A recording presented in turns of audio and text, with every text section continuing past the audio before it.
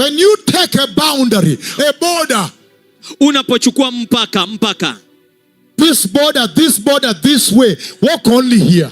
mpaka huu, tembea tu hapa. That marriage shall only be between man and woman. Ya kwamba ndoa inapaswa tu kuwa kati ya mwanaume na mwanamke. And then you cross it. Alafu sasa uvuke hiyo. You say even man can now marry man. Unasema sasa hata mwanaume anaweza kuoa mwanaume mwingine. Don't you think we are ready for judgment? Je, hamdhani ya kwamba tuko tayari kwa ajili ya hukumu?